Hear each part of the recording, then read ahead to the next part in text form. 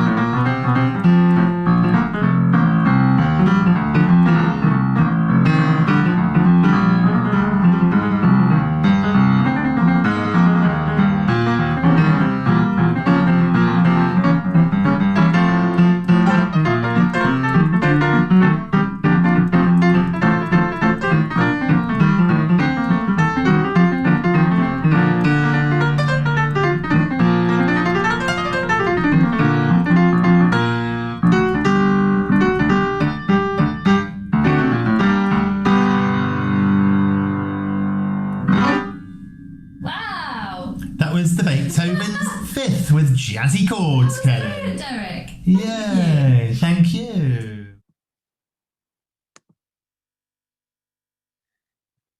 Good morning and welcome to our Sunday service. My name is Olas Carayannis, and I'm the field education student here at the Unitarian Society of Ridgewood.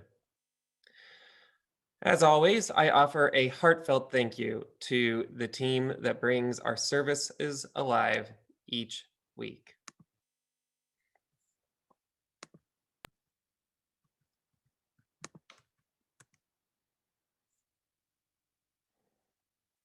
The Unitarian Society of Ridgewood has been gathering for over a century to build community, deepen our relationship to ourselves and others, and to learn to live with love in the world, all while we ask questions together about the nature of the world and our place in it as human beings. Here we affirm all people, no matter their age, sexual orientation, education, history, race, ethnicity, economic status, mental or physical health, gender, or body. Here we understand that we are one family connected to the earth and everything in existence. Here we understand that love has the power to heal and transform us all. So a few announcements. The schedule for services over the summer is on the screen. Next week, Jack Lohr and Ron Levy will be offering a reflection on World Population Day. This is a vital conversation which we all hope to see you there for. Also, Share the Plate is back at USR. This summer, from July 4th through August 29th, 50% of the Sunday collection will be donated to Center for Food Action. CFA's programs include the Emergency Food Program, homelessness prevention, weekend snacks, and smile packs. And finally, sound healing comes to USR. This summer, USR is offering 2 healing events in person: sound healing. Sound healing is a relaxation practice that uses vibrations from singing bowls to relax your mind and body. It is a modality that is also used to decrease anxiety and insomnia. These events will be facilitated by Pandora Healing, a local wellness center in Ridgewood, who offers holistic, spirituality-based classes, programs, and healing modalities. USR is offering 2 experiences in sound healing, one for families and the other for adults. So please keep your eyes open in your emails for more information on that. And we hope to see you at one of those transformative events. If this is your first time visiting, welcome. If you'd like to learn more about us, you can get connected to our weekly emails, check our website, or contact Anne, our congregational administrator, at usr.membership1@gmail.com. We would also love for you to fill out the Google form being dropped in the chat so that we can follow up with you. Thank you for being with us this morning. And now, take a deep breath and listen. We all come here from different backgrounds, with different bodies and different minds, different dreams and different experiences of the mystery of life. We come together in community because we know that only in community are we whole. We come together with all our broken pieces as a return, as a hope, and as a support to each other. Breathe in with the sound and hear in it our collective dreams.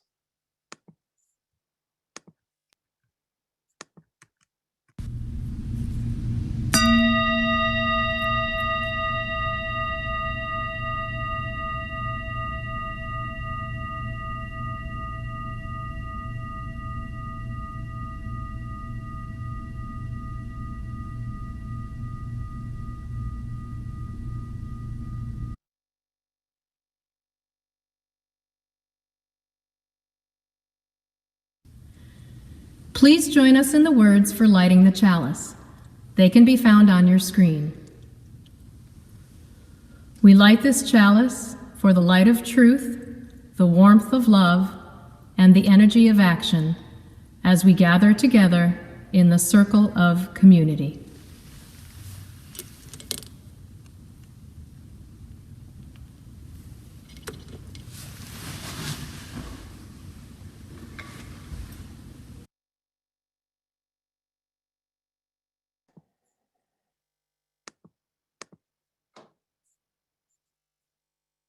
Today, all across America, we celebrate Independence Day. It is fascinating to me that we celebrate the day we officially revolted from British rule and not, say, the day we won the prolonged and seemingly doomed Revolutionary War, or the day we finally signed our Constitution. It is so American to celebrate the day we revolted against the king instead of the day we established a new government.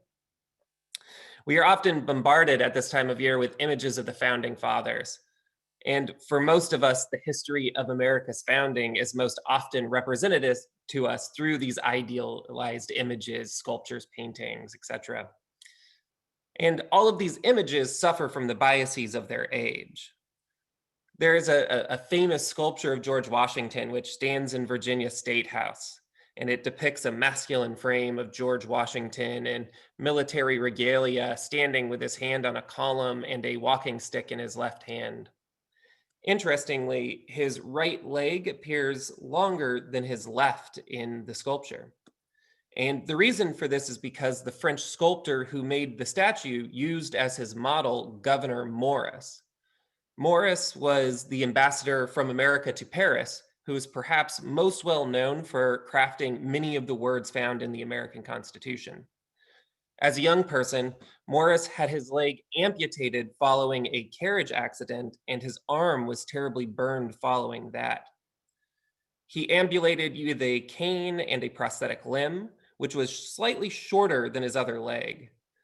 The sculptor used Morris to approximate the body of George Washington, but he left the curious detail of the shorter leg. Perhaps this was the sculptor's attempt to not completely erase the model's disability from the historical record. So many of images of this era project masculinity and bodily wholeness, all draped in legendary valences of unique and powerful individuals bending history to their will. There's a critical approach to history known as disability studies, which traces the lines of disability and its erasure through history. It looks how the late 1700s, for instance, sought to erase disability, or how the Civil War time period sought to fetishize the injury as a symbol of masculine sacrifice, or how post-World War I society viewed disabilities as a sign of weakness. And when we think of our depictions of people today, what biases are we bringing to the table? The question of disability rights is fundamentally a question for us all, because a world that assumes a quote unquote normal body is a world that will eventually other every single one of us. Bodies do not remain 25 forever. There is no such thing as a normed body. The more we learn about the relationship between mental health and the physical structures of our brain, the more that we learn that all humans have a disability. How we depict the more apparent disabilities informs us of how we see ourselves and how we relate to our own disabilities, whether or not we label them as such. The sound healing event that we spoke about in the welcoming and announcements is a reminder that we all need healing, perhaps even that human life is one of healing. Sound healing, meditation, worship, all are places where we practice the art of healing with one another, where we practice the art of independence, which is always a collective act. As we talk today about disabilities and independence, I encourage you to think about the ways that others have supported you toward independence, whether through programs like Sound Healing or simply through holding open a door for you when you were carrying a heavy load. Independence is a collective act, and healing is a human endeavor.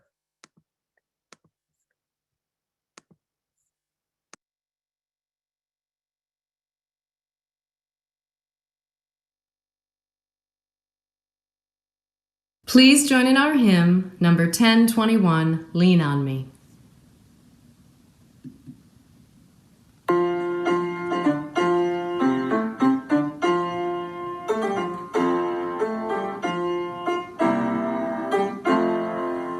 Sometimes in our lives, we all have pain, we all have sorrow, but if we are wise, we know that there's always tomorrow.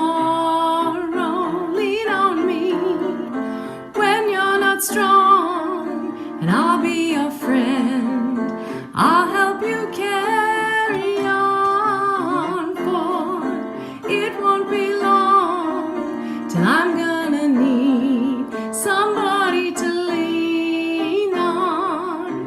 Please swallow your pride if I have things you need to borrow, for no one can fill those of your needs that you won't let show. Lean on me when you're not strong, and I'll be your friend.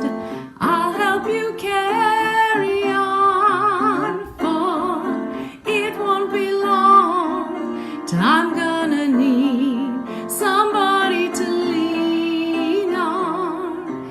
If there is a load you have to bear that you can't carry, I'm right up the road and I'll share your load if you just call me. Lean on me when you're not strong, and I'll be your friend. I'll help you carry on, for it won't be long till I'm gonna need somebody to lean on. Just call on me, brother, when you need a hand. We all need somebody to lean on. I just might have a problem that you'd understand. We all need somebody to lean on.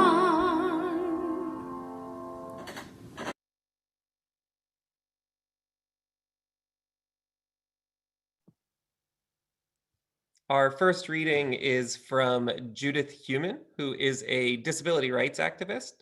In this clip, she is giving remarks at the signing of Individuals with Disabilities Education Act.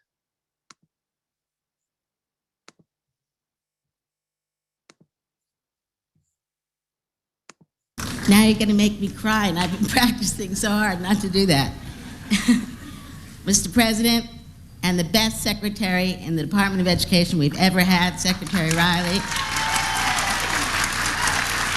Distinguished members of Congress, students, parents, friends, and colleagues. Mr. President, 1 month ago, you spoke at the dedication of the Franklin Delano Roosevelt Memorial here in Washington. On that proud and sun-filled day, you spoke about President Roosevelt's great faith in our nation and the American people. And you also spoke about his faith in himself. You said it was that faith in his own extraordinary potential that enabled him to guide his country from his wheelchair, and from that wheelchair, he set America to march its own destiny.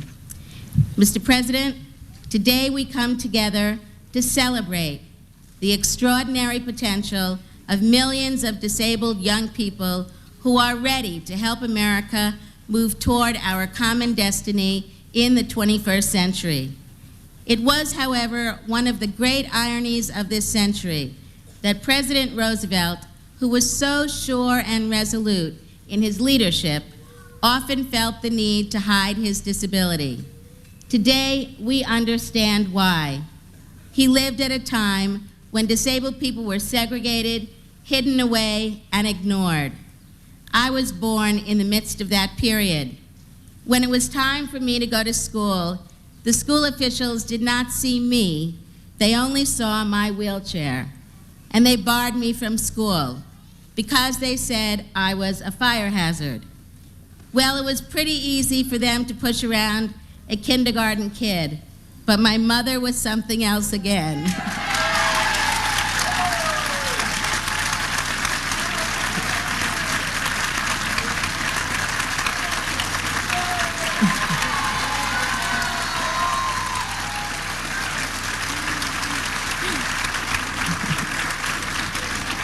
She is one of the toughest kinds of women you'll ever meet, a housewife from Brooklyn, New York.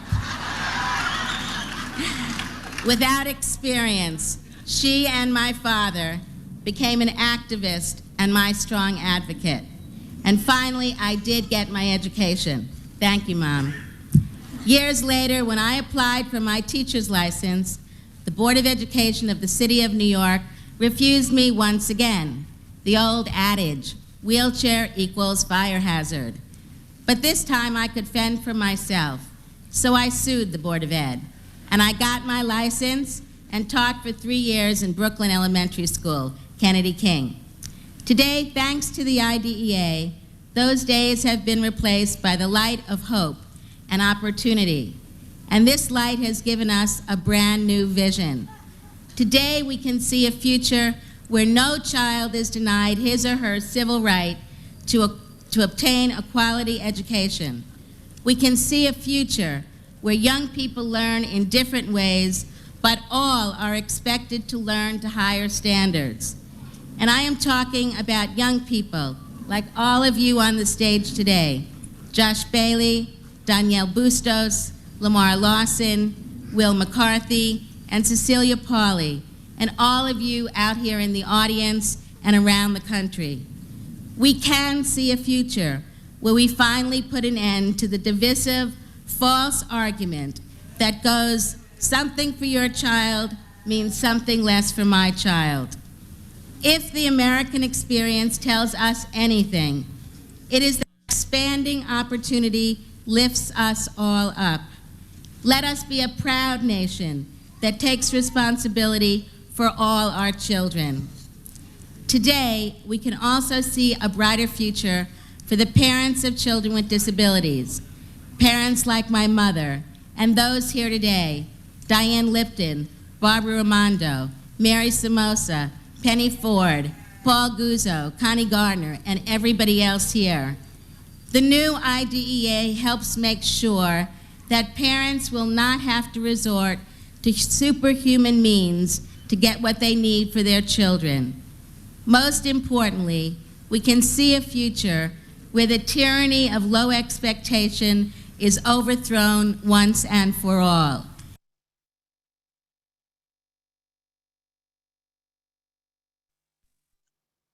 Good morning. My name is Jack Lohr. I am a member of the Board of Trustees of the Unitarian Society of Ridgewood. I support USR with my time and my money because I believe in who we are and what we do. This summer, we can rejoice to be restarting our Share the Plate program. 50% of our Sunday collection will go to an organization whose mission we endorse. During July and August, we'll be sharing with CFA, the Center for Food Action. While many of us are returning to something approaching normalcy, the pandemic opened our eyes to the problem of hunger right here in New Jersey. The summer is always a hard time at CFA, and this summer will be harder than usual. So even if you regularly give by other means, please take this opportunity to give generously and share the plate. The offering will now be given and gratefully received.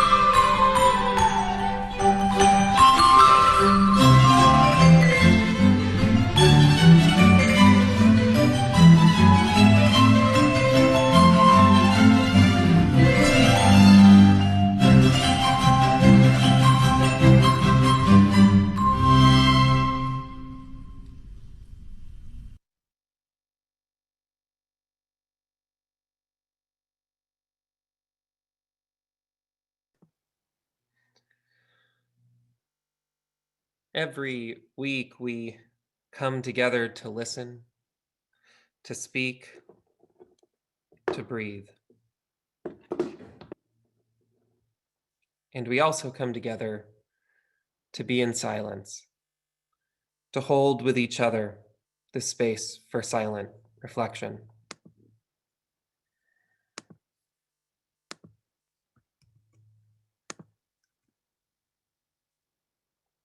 Get comfortable as you are able, and take a deep breath. If it feels safe, close your eyes. Breathe normally, feeling your lungs and the breath pouring into them, and your lungs expelling that breath.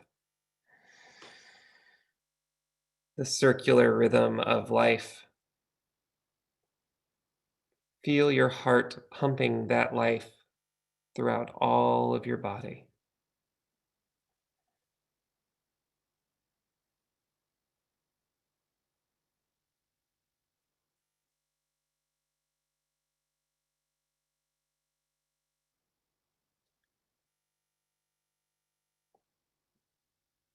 Breathe and hear the words adapted from Lao Tzu.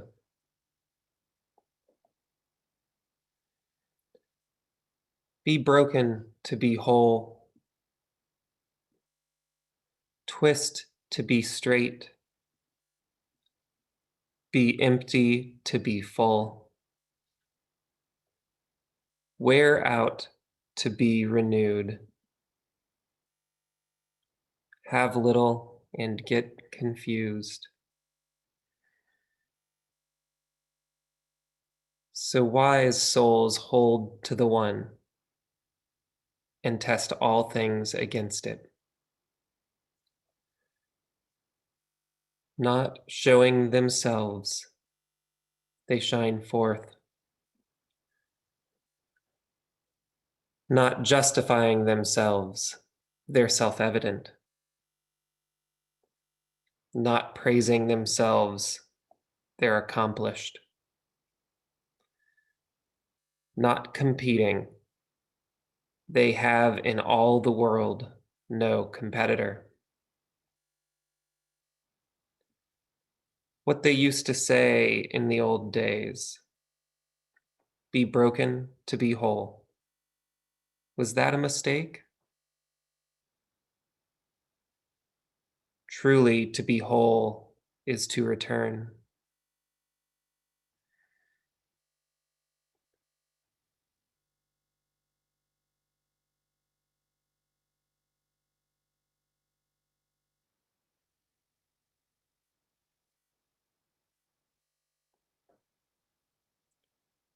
Breathe and hope that we may all find our wholeness through our brokenness.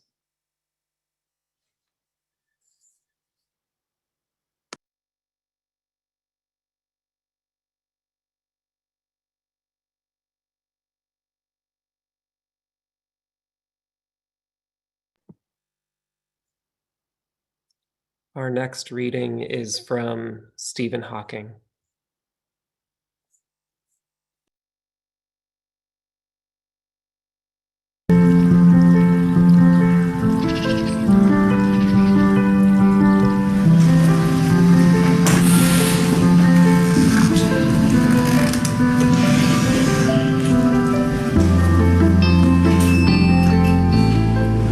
right, Stephen, we're going to put your hat on you so your head don't get wet. The straps go round, so then it holds the hat. Look at you. It's with me. You got a hat, you're against a hat. It's the dog. One advantage of being a public figure is being asked to do special things. Today I am center stage at the opening ceremony of the Paralympics Games, and it's an honor to do so.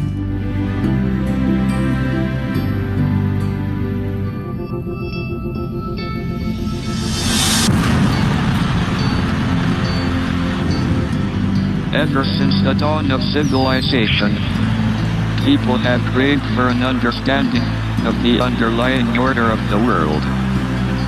There ought to be something very special about the boundary conditions of the universe. And what can be more special than that there is no boundary? And there should be no boundary to human endeavor.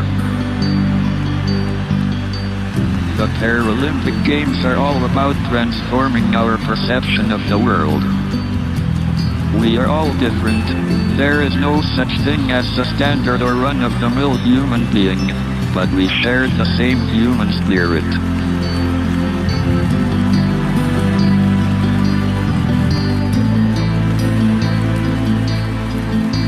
However difficult life may seem, there is always something you can do and succeed at.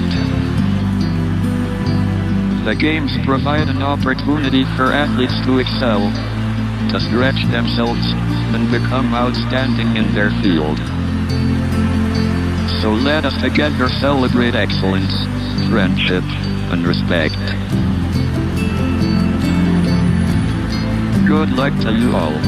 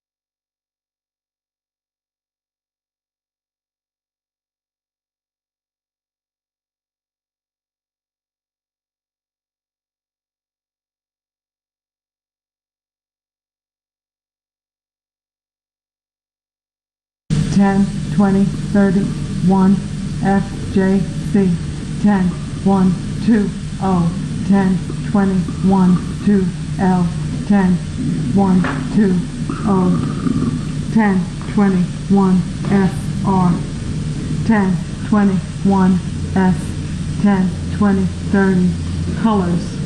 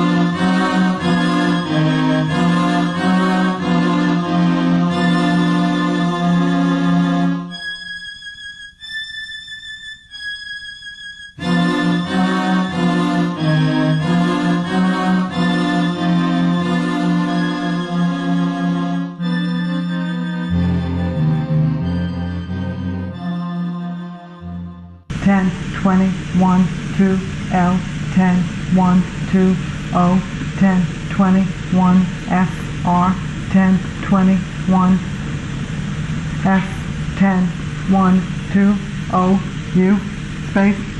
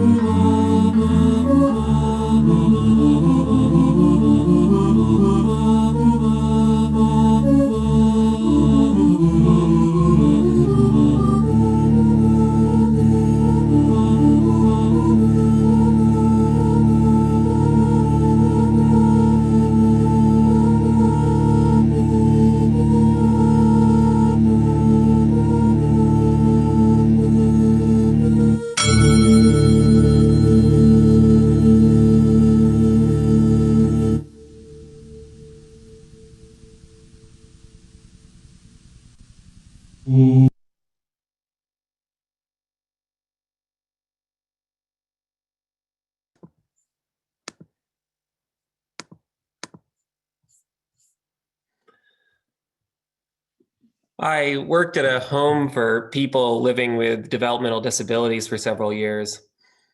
It was my first non-retail job, and it was a job that would have a profound impact on the rest of my life. Indeed, I can trace many of my theological and political opinions to this time period. The house had 6 late middle-aged men living together with 24-hour care staff to assist with most aspects of their life. Each person had a different diet, a different set of medications and diagnoses, and a different personality. If you can imagine, if you've ever had roommates, you can just imagine the frustration that living with so many could entail. For the purposes of privacy, I have changed all of their names for this reflection. But my first day there, I found one man, let's call him Ed, yelling at the other residents. He was in his wheelchair in the middle of the living room, excoriating them all for watching TV all day, telling them that it was a waste of their lives. Dan, who was unable to speak and who had an anxiety-related disorder which caused him to nervously eat non-food items, a condition known as pica, sat calmly watching Ed as though he were merely a sunset. Bob, on the other hand, was yelling back at Ed, a mouthful of creative explicatives that I have never heard. Bob had a large scar across the side of his head from where he had suffered a traumatic brain injury as a child. Bob would eat bologna and cheese sandwiches all day and watch classics he remembered from his childhood. Another man, the oldest of them all, slowly wheeled himself down the hallway, muttering to himself about noise. This was, I later learned, something of a weekday routine. So one of the most important jobs at the house was to protect fully the rights of the men who lived in the house. All of them were old enough to have been institutionalized for most of their lives, and the levels of civil rights abuses that they suffered were horrendous. Now, the term developmental disability, it's a legal term, it's not a clinical one. So to qualify, one has to have an IQ below a certain amount. It has to affect more than one of your daily routines, such as personal hygiene, receptive or expressive language, or mobility. And it has to have occurred before the age of 22 and likely to continue indefinitely. The range of people under this definition is wide. In some of the other houses at the nonprofit I worked at, individuals could not speak, swallow, or use a toilet. In other houses, the members held a job, obtained driver's licenses, and dispensed their own medication. The younger generations had been spared the horrible abuses which just a decade before were common practice. And it's not as though these abuses have completely disappeared. There are many articles in the New York Times or other places showing that it has continued in smaller settings. Luckily, the house that I worked with in Colorado, as far as I could tell, were free from such abuses. The closest thing that I witnessed to abuses was staff impatiently doing something for the person that the person could have done for themselves. So let me explain. I would argue that our goal in the house was a higher value. It was not enough that our guys were free from abuse, but that they had the most amount of autonomy and independence as we could get them to. Our job was to identify the individual's zone of proximal development. Now, that's just a fancy term for the idea that we learn not in huge leaps and bounds, but in stuff that is semi-familiar and semi-unfamiliar. It would be unreasonable to put me in an NBA Finals game, for instance, and expect me to learn basketball. However, you could teach me how to dribble, do some shooting practices, and expect that I may be better than when I started. So we would do this for our guys. Bob had Parkinson's as well, which caused difficulty in eye-hand coordination and severe shaking. He would have a cup of 20 or so pills in the morning to take, and he would painstakingly lift the cup to his mouth, where it teetered precariously between his thumb and forefinger. This process could take up to 10 or 20 minutes on some days. And if he spilled them by accident, it would mean a scramble to find the pills and a complete redo of the dispensing process, which meant a half an hour and a lot of paperwork. So staff would watch on tenterhooks as he slowly brought the cup to his mouth. The more times in a row that he did it, though, the more adept he was at it. But as often as not, staff would just lift the cup to his lips to keep him from spilling it and to get it done with faster. During the election season, one of our jobs was to teach the clients about their rights and facilitate them to vote should they desire. I took it upon myself to have the conversation with Ed, the man who would routinely yell at his peers that they were wasting their time watching television. Ed was as driven and stubborn as any human I have ever met in my life. He had a job and he proudly bought stuff for the house like kitchen utensils and outdoor chairs. And I had a form that I needed him to sign saying that he understood that he had the right to vote and that I explained to him that right. So I said, Ed, do you know what voting is? Now, Ed had a condition which caused his tongue to be slightly bigger in his mouth, and he found it difficult to say my name, so he called me Alice. Ed said, Alice, I don't want that. I said, no problem, but you need to know that you have the right to vote. Alice, I don't want that right. Take it away. I was at a loss. How was I going to explain to Ed that that was not the way that this worked? Ed, just because you have the right doesn't mean that you have to exercise it. No, Alice, he said stubbornly. I do not want the right. Take it away. Needless to say, I went back and forth with him for the better part of the day, trying to explain to him that no one could take that right away from him. And it was during this conversation that I formulated a completely useless argument to Ed, but one that would endure with me thereafter. Rights are those things which no one can take away from you, even yourself, without having done a wrong. Ed was asking me, without knowing it, to collude with him to do a wrong to him, to disenfranchise him. It was exactly the opposite of our mission. We often think of rights as affordances. These are the things that we can do unmolested by the state or any other person. Our right to worship, our right to free speech. A cursory review of the Bill of Rights shows how limited the late 18th century's imagination was regarding rights. Many of the rights that we believe that we have are not explicitly stated there, like the right to vote or the right to housing.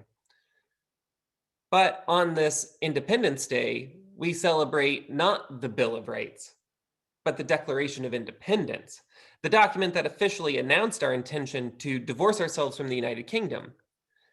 This remarkable document lays the foundation for the practical application of a profound idea, that all people are created equal and endowed with rights. Now, we can go on and on about the failures of the people who put those ideas in the world. The slaveholders, the genocidists, the subjugators of women. And there is an urgent need to keep talking about that legacy. But I would contend that regardless the subjective intentions of the crafters of this document, they invoked and crafted a concept that went well beyond them and laid the foundation for every liberation movement to follow. The concept that regardless who you are, there are certain things that belong to you that to violate would be to do a wrong. Once you assert rights, you create the foundation for every single entity to be treated in a way that is better and contrary to their current condition. You create an avenue of thought to assert that a trespass has happened not because of the laws as they stand, but because of the foundation of those very laws themselves. This profound notion of rights means that the Pharaoh's treatment of the Pharaoh's people as slaves for the Pharaoh's will was a violation of the rights of his people. It means that America's enslavement of Africans was a violation of their rights. Rights assert the dignity of all people, regardless the convenience of the power structures at play. Rights even transcend the subjective intention of the writers of the law. We discover new rights all the time that have always existed. We don't create rights. Now, if you've ever read the Declaration of Independence, besides the opening paragraph, you will find that it is a list of grievances. The grievances are highly particular to their situation, but they are also tied to certain universal principles of self-determination. The Declaration of Independence does not list all the rights, but through their grievances, rights emerge. One grievance from the Declaration of Independence is particularly resonant here, and I'm going to quote it for you. Quote, King George has called together legislative bodies at places unusual, uncomfortable, and distant from the depository of their public records for the sole purpose of fatiguing them into compliance with his measures. This extraordinary statement could be seen as the declaration of rights of the people living with disabilities. Working with people in wheelchairs or using a wheelchair yourself, you come to realize how much of the world is built without you in mind. A couple of stairs to get into the bodega, a gap between the train and the platform are all ways of creating distance and exclusion. The right of physical access to physical structures is not necessarily a sexy right. It's not as punchy as free speech, but to deny someone that right is to do a wrong.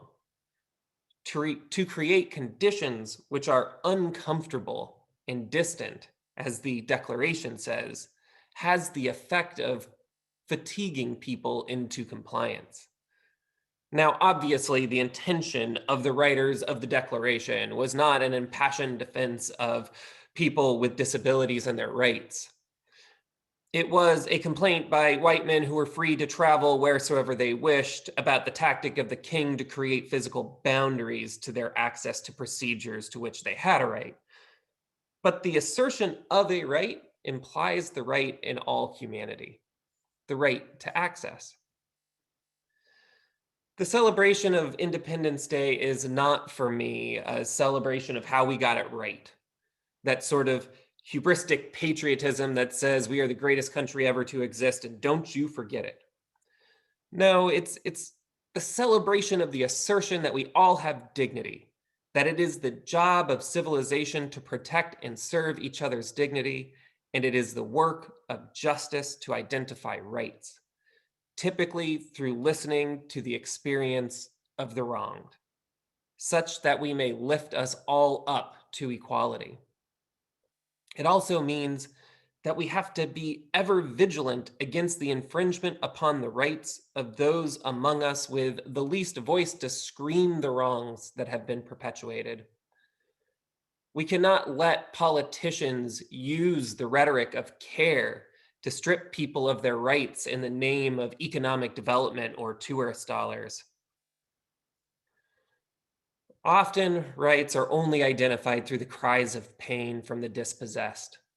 From the Declaration of Independence to the protests of people who use wheelchairs climbing up the stairs to the US Capitol using only their upper arms, to the 504 sit-in and occupation of the US Federal Building by Judith Heumann, Kitty Cohn, and 150 other people with disabilities, rights often find first expression in the recognition of wrongs. Ultimately, rights represent the burden and responsibility that is all of our birthright. It is the burden to protect the autonomy and independence of all people as much as we are able. Independence does not mean that right to pursue any individual whim because the mood strikes you. Independence means developing practices which enable you to fully realize your rights and to see in your rights the rights of all beings. In this, independence becomes its opposite. True independence means recognizing the interdependent web of all things as the groundwork for you to be you at all. Rights truly only make sense in a social context, and in that context, rights are simply the reflection of ourselves in each other. In this view, independence means sitting with someone for hours for them to hold their right instead of acquiescing to their self-abdication. It means watching someone patiently take their pills as their hands shake so that they may become that much more self-reliant. Independent ultimately means protecting everyone's rights, including your own, in community. Disability rights and the right of access is not about one group of people or a special interest. It is about identifying those rights that we all have that we never realized until they are taken away. What good is the right of worship if you can't get into the church? What good is free speech if there is no one to interpret your sign language? What good are voting rights if you cannot get into the polls? The rights of people living with disabilities are some of the most basic rights of all. The right to live, the right to access, the right to be heard, and the right to learn. By protecting these rights for the most vulnerable among us, we protect and project our own rights all the more deeply. The exercise of rights is first and foremost the communal protection of all rights. It is both the first and final principle of the UU that all people have dignity and that all is an interdependent web. May we all practice this protection in our lives, and may we all feel this practice from each other. May we all lift each other into equality and thereby lift the spirit of humankind. May it be so, and amen.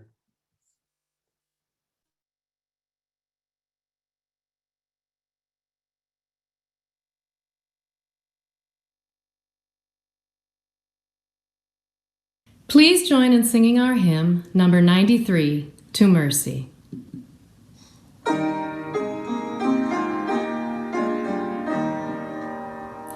To mercy, pity, peace, and love, all pray in their distress, and to those virtues of delight return their thankfulness, return their thankfulness.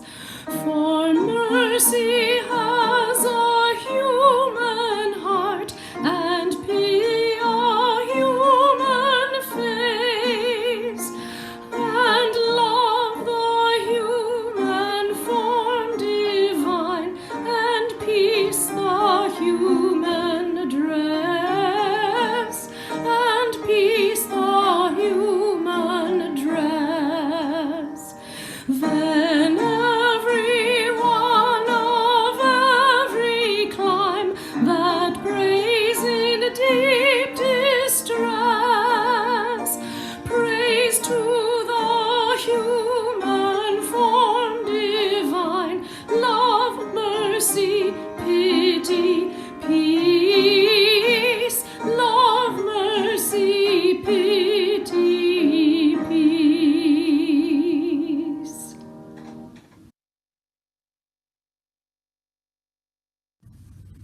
Please join us in the words for extinguishing the chalice. They can be found on your screen.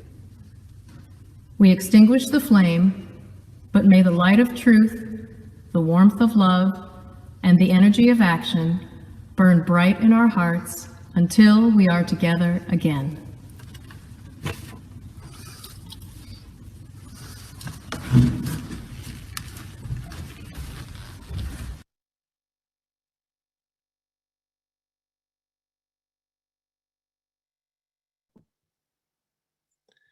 Thank you so much for joining us this morning. I'm going to change the settings so that you can all unmute yourselves and say hello. Okay, you should all be free. Good to see everybody. I don't want that right. Morning.